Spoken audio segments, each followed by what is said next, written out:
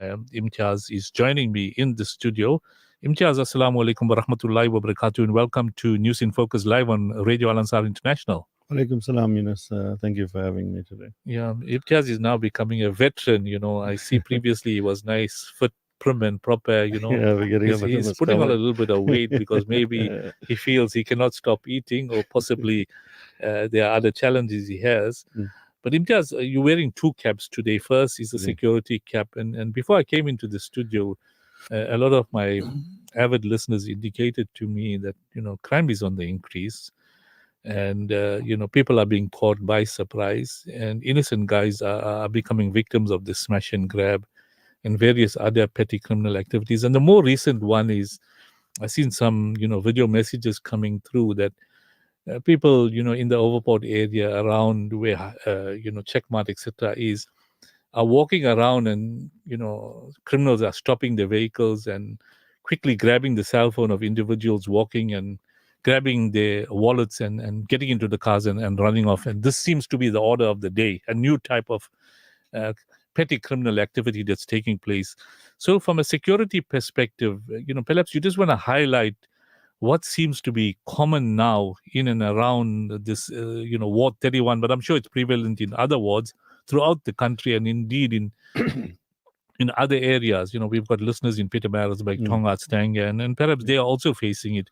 And you mentioned to me, off air, that, people are facing all kinds of criminal activities. For example, if they're driving and somebody will throw something on the windscreen. And I read just before I came in, one family from Chatswood, as they were driving down, and they went over a packet that had some sharp, objects that damaged the tire, and the tire blew, and they drove and drove until they came to the nearest garage, and they realized there were a whole lot of criminals down the road waiting to attack them. So perhaps you could just give us a perspective on what type of criminal activities are prevalent and how do we react to these activities? I think firstly, just to speak to it, what we need to remember is that crime fighting and SAPS is part of service delivery. Correct. It's actually a form of a side of government that we all neglect to even recognize as to what they're supposed to be doing. And therefore, in that, we have the CPF platforms to ensure that they do what they're supposed to do. But remember, policing in its true form and in the nature that we have it, every area and every single space can't be policed. And therefore, the impetus and the importance coming right on top from the presidency to speak to why it's important for you to join your neighborhood watch, your CPF and all of that. Because criminals, by their very nature, come from communities. You know who criminals are, where they live, all of that, if they're in your community. What are you doing about it? And what are you doing constructively about it by getting it resolved? Now, let's speak about just Ward 31, and we can go into murder and we can do all of those funny things. But let's just speak to exactly what we're speaking about. And I've had calls from Harding and Kokstad and all of that. And all of these areas and communities are facing the same challenge. The challenge is vagrancy, right?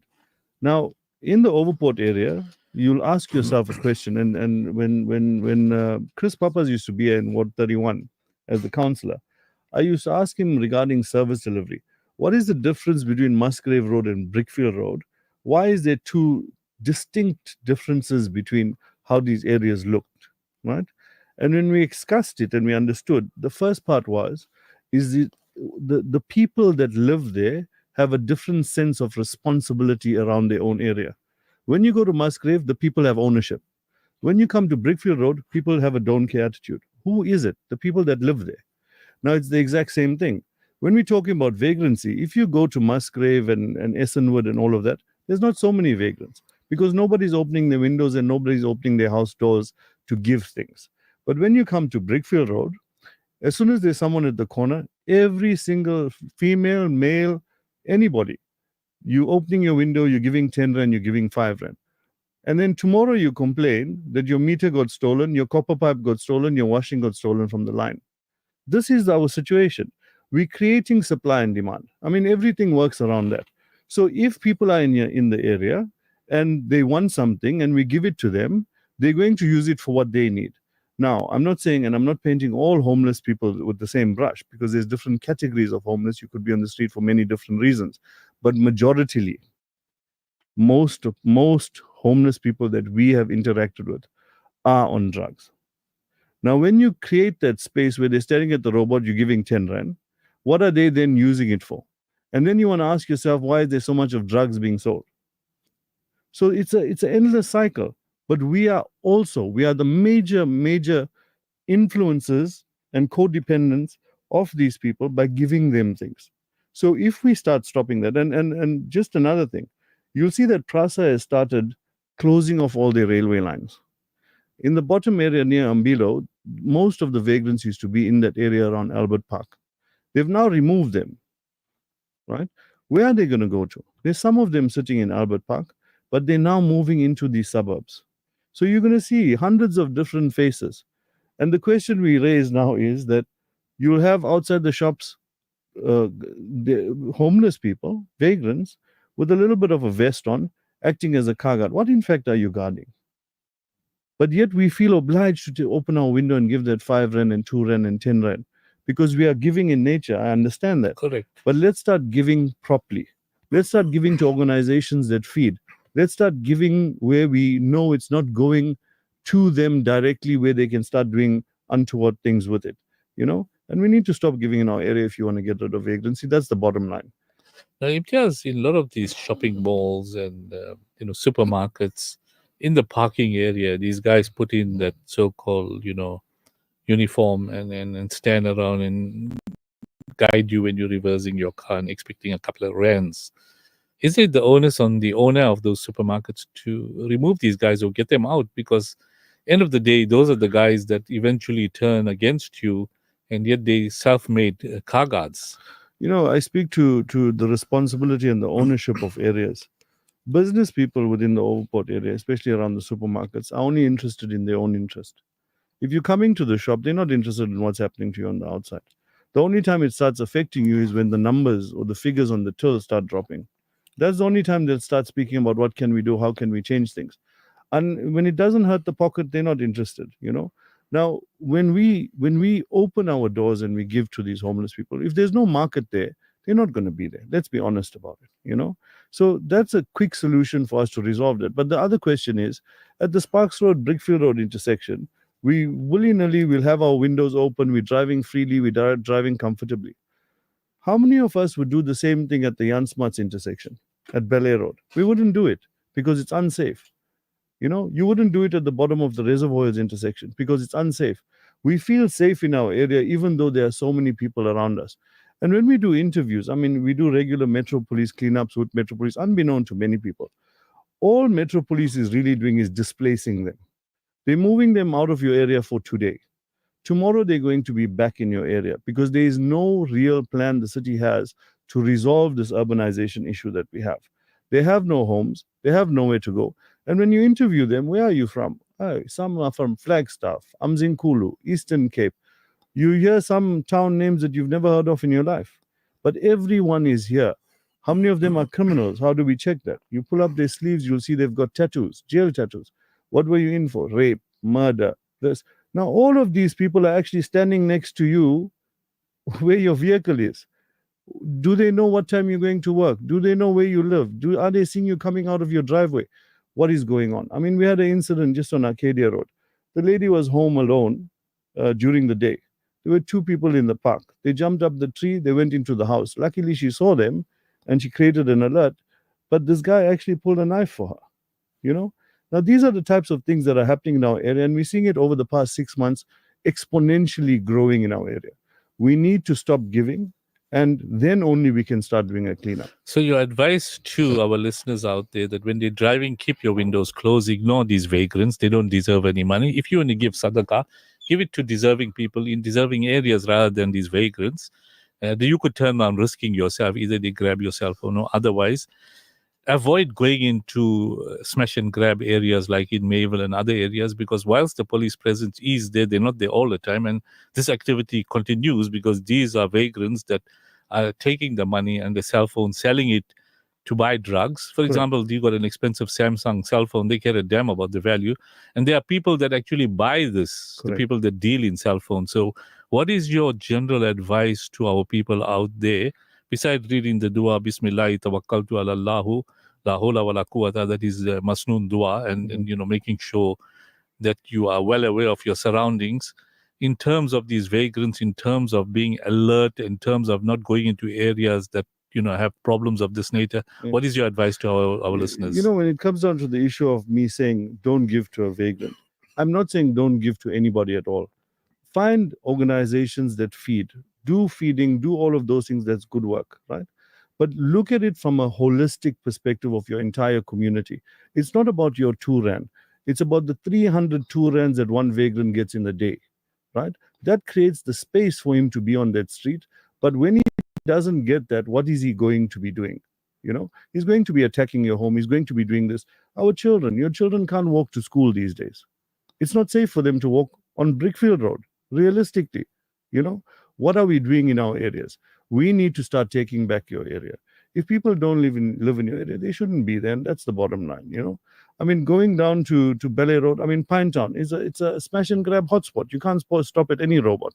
If you're in town, Queen Street, Albert Street, around all those areas, Beeder Street, you can't drive around with your window open and talking on your cell phone. It's going to get snatched from you. That's the reality of the climate that we have. And there's not enough policing. No matter how much we speak about it, no matter how many feet you put on the ground, it's not going to fix the problem, because criminals will just move where the police are not sitting. And that's the reality of what it is. Now, Imtiaz, walking around, in the streets, I know some people don't have vehicles and they're going to walk to go to the supermarkets, etc.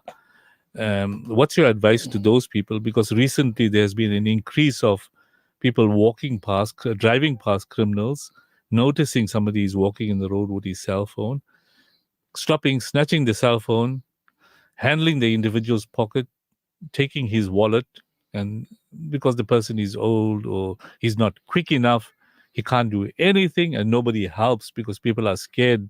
If they get involved, they may get knifed or get shot or whatever. Absolutely. What's your advice? That people should, at sort of very minimal reasons, walk around unnecessarily in the streets? With the advent of online shopping and all of these things these days, and I can understand some people might not be into that or might not be savvy enough to deal with those things, and you have to go out. Agreed.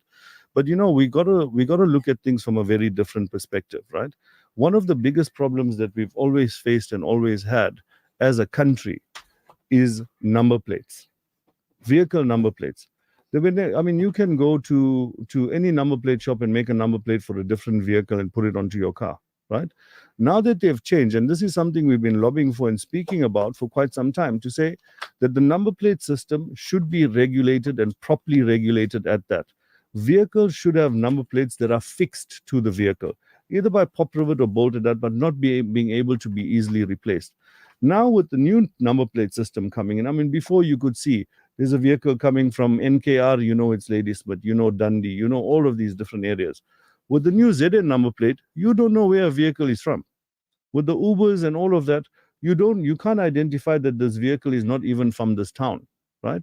Now, realistically speaking, how difficult is it going to become for us to start recognizing those criminals that are using those number plates? And when those are changed to ZN, is now going to be even more of a problem.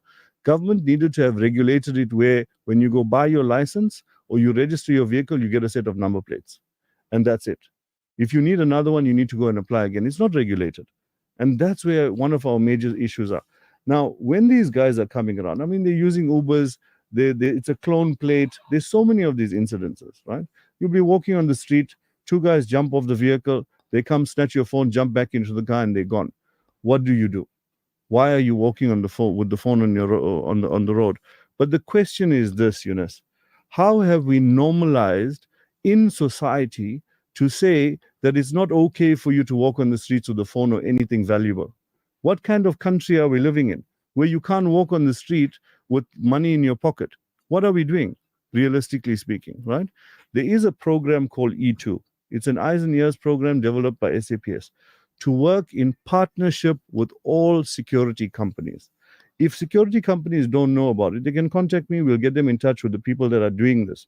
There's groups, just say you're working in the Sydenham area, Ward 31. There's groups where the crime prevention officers of SAPS, Metro Police, and all of them are sitting together with the security companies. So because the security industry is a force multiplier. There are more security guards than police officers. Now, if SAPS wanted to work in their silo, how would that now work? So they've partnered and they said, you having a problem, you see something, you need us, call us, we're there. And those are the kinds of things that are in place. I can't speak to it directly as to what a person should do. I mean, criminals are opportunistic. They're going to see something, they're going to take it. We need to be vigilant, unfortunately, in this country.